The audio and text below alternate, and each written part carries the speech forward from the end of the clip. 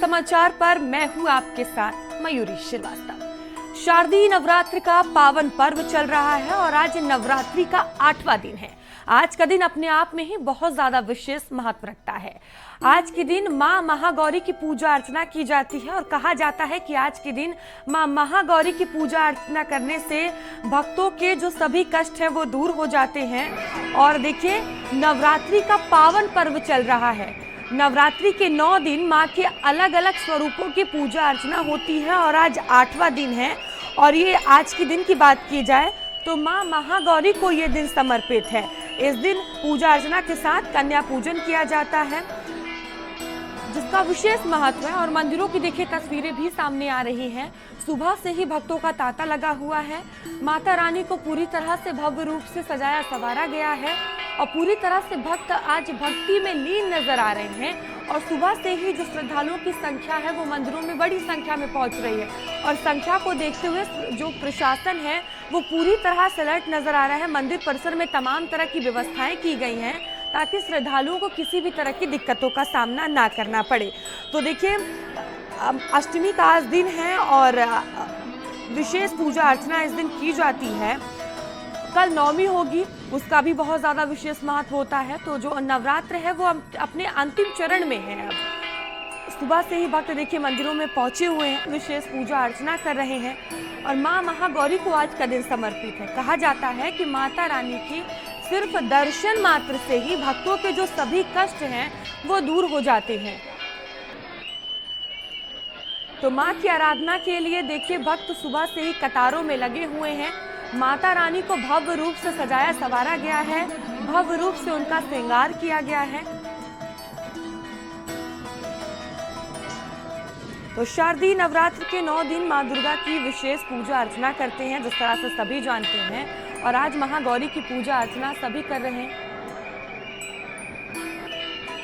तो माता रानी को किस तरह से खुश करें, क्या कुछ विधि होना चाहिए कि ताकि माता रानी की कृपा बनी रहे। और सभी सवालों के जवाब देने के लिए मेरे साथ स्टूडियो में आचार्य धीरेन्द्र पांडे जी हैं।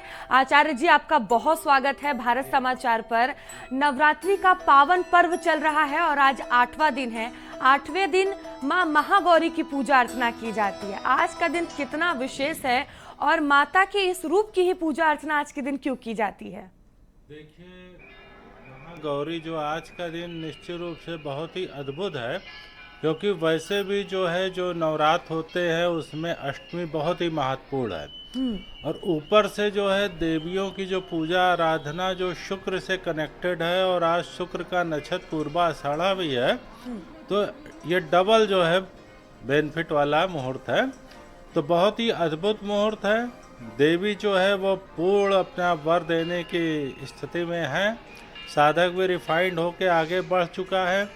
और देवी जो है महागौरी हैं, वो साधक के जीवन के जो भी कष्ट हैं वो पीछे की साधनाओं में ही कम हो गए, जो हम 7 दिनों से साधनाएं करते रहे थे। और अब देवी गौरी जो है पूर्ण जो है व्यक्ति को ब्लेसिंग्स, अपना आशीर्वाद, जो स्पिरिचुअल ग्रोथ है, संसारिक ब्लेसिंग्स है, वो सारी देने को तैयार है। देवी जो है चूंकि पूरा का पूरा अभय वर मुद्रा में है, पूरा का पूरा जो है अपने साधक को सारे के सारे जो है मनोवांछित फल प्रदान करने की स्थिति में है, जो अच्छे साधक है, श्रेष्ठ साधक है। तो ये एक बहुत ही अद्भुत मुहूर्त है और इस अद्भुत मुहूर्त का हमको लाभ उठाना चाहिए। और देवी एकदम जैसे चमचमाता, जैसे किसी व्यक्ति का इलेक्ट्रोमैग्नेटिक फील्ड होता है, जैसे हम सभी लोगों ने आभा मंडल के बारे में अपने संत महात्माओं के ईश्वरीय अवतारों के बारे में पढ़ा है कि उनका आभा मंडल बहुत बड़ा होता था। लोग दूर से ही देखते थे और नतमस्तक हो जाते थे। तो ये देवी का आभा मंडल विस्मित कर देने वाला है, चमत्कृत कर देने वाला है और आकर्षित कर देने वाला है, भक्ति में डुबो देने वाला है। जैसे अभी हमने देवी कालरात्रि की कल पूजा की थी, उनके बाल बिखरे हुए हैं और थोड़ा सा जो है उनको देख के भय भी लगता है। जो आसुरी शक्तियां हैं, बुरी शक्तियां हैं, उनको नष्ट करने वाली हैं। तो महागौरी जो अद्भुत रूप है और विस्मित कर दे रहे साधक को, और साधक को सारी की सारी जो ब्लेसिंग्स हैं वो महागौरी की पूजा आराधना को विधि विधान से करने से प्राप्त होंगी। जी।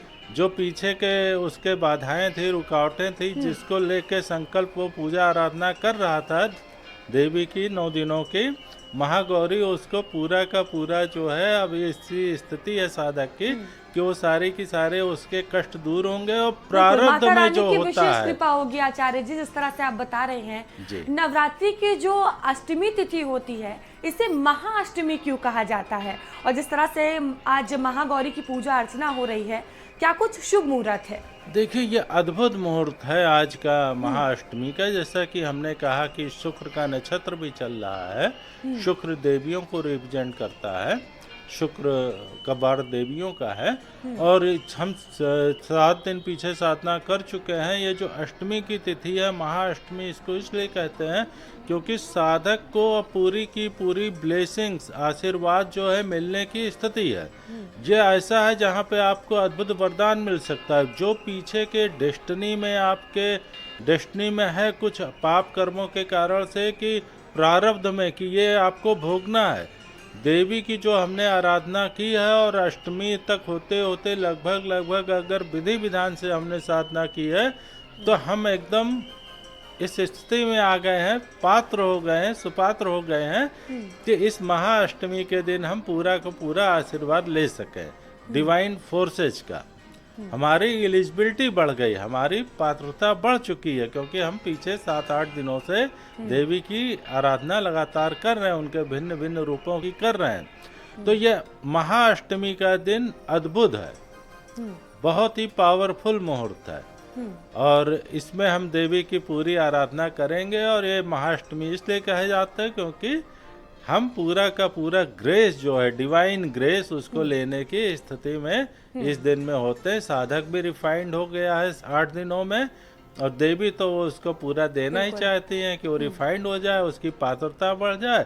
तो हमारे प्रारब्ध के जो कुंडली वगैरह के होते हैं कि प्रारब्ध के कारण आपको ये भोगना है, वो भी ये 9 दिनों की साधना काटने में पूर्ण रूप से सक्षम है। हमने सैकड़ों जो है साधकों से साधना कराई है देवी की और उन लोगों को पूरा ब्लेसिंग मिला, उनके जो डेस्टिनी में था वो कट गया।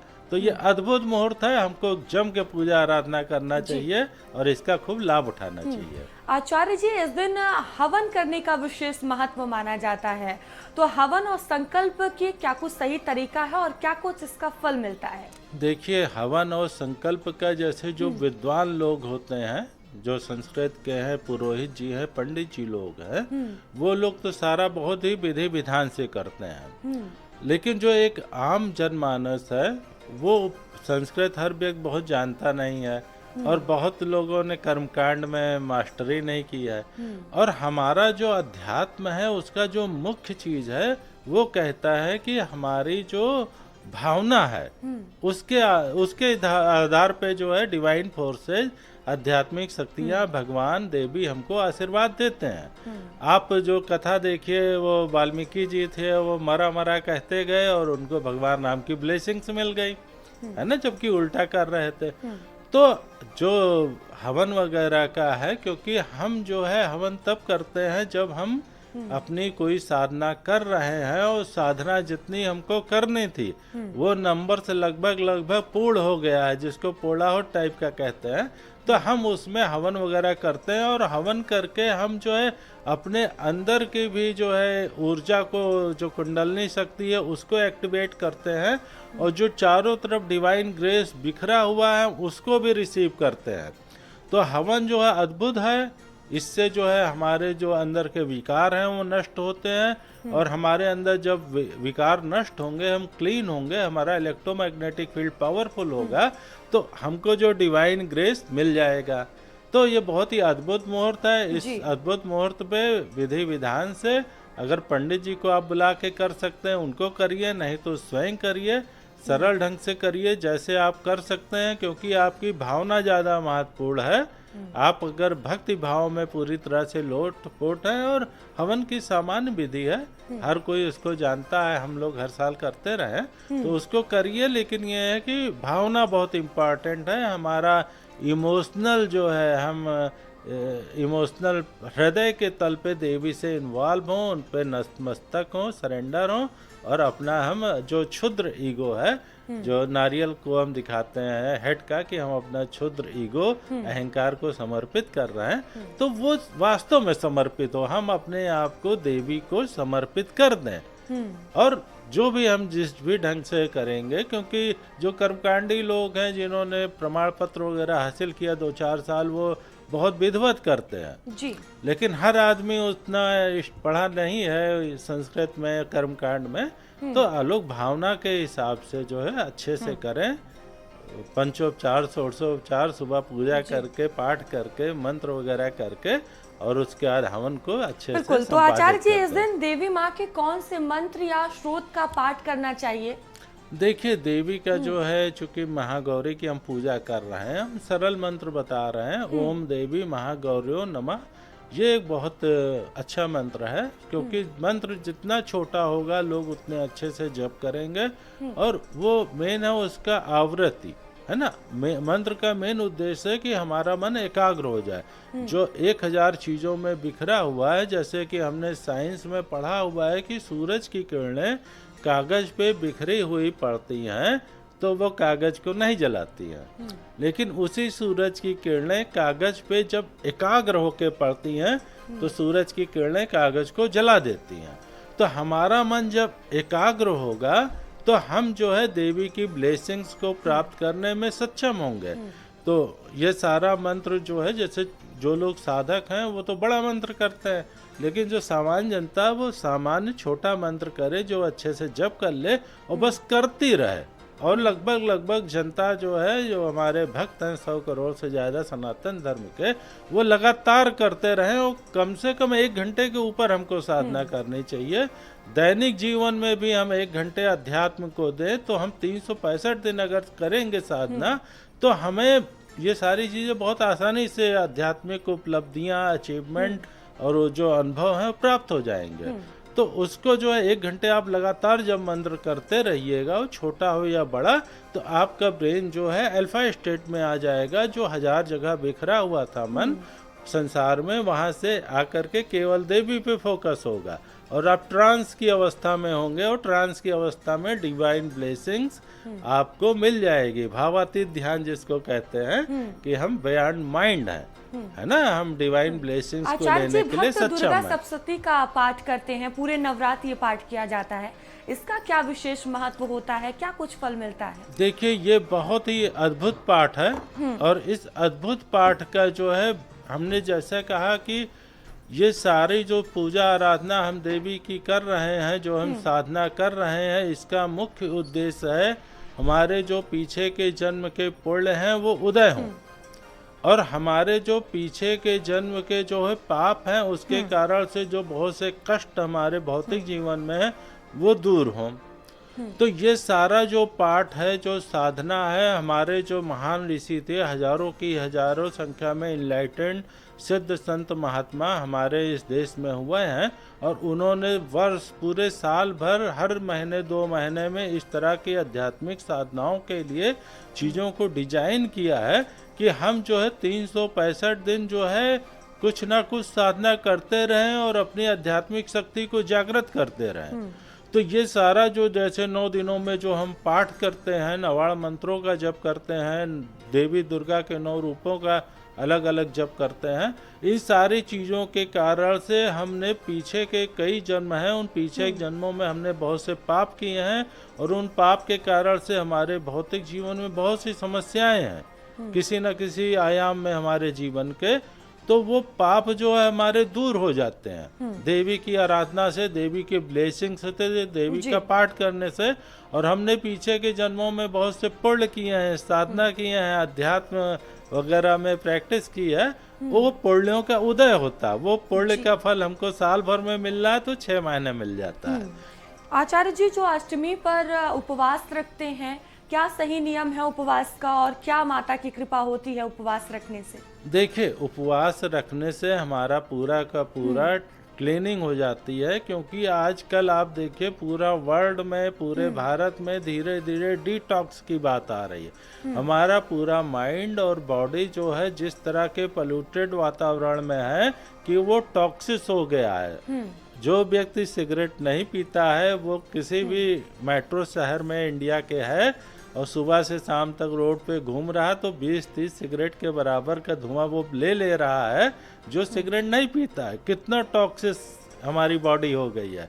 माइंड में हम चारों तरफ वायलेंस देख रहे हैं वर्ल्ड ओवर। हमारे मोबाइल के टिप्स हाथों पे जो है पूरा मोबाइल है, इंटरनेट है। अमेरिका, यूरोप, यूक्रेन, इजराइल और भारत और हर जगह दंगे और सारा जो है हमको निगेटिव न्यूज़ ज़्यादा दिखाई पड़ती, तेज़ी से स्प्रेड होती है। तो हमारा बॉडी और माइंड जो है टॉक्सिस हो गया। हमको शरीर और मन को डिटॉक्स करना होगा। जब हम अपने शरीर और मन को डिटॉक्स करेंगे तभी जो है हम डिवाइन ब्लेसिंग्स को प्राप्त कर पाएंगे और रोगों से, शारीरिक और मानसिक रोगों से दूर हो पाएंगे। तो WHO का कहना है कि 70% मानसिक जो बीमारियां शरीर पे वो मन के कारण है। तो आचार्य जी, माफी के साथ आपको रोकना चाहूंगी, वक्त की थोड़ी कमी है। आपका बहुत धन्यवाद भारत समाचार से जुड़ने के लिए और तमाम सवालों के जवाब देने के लिए।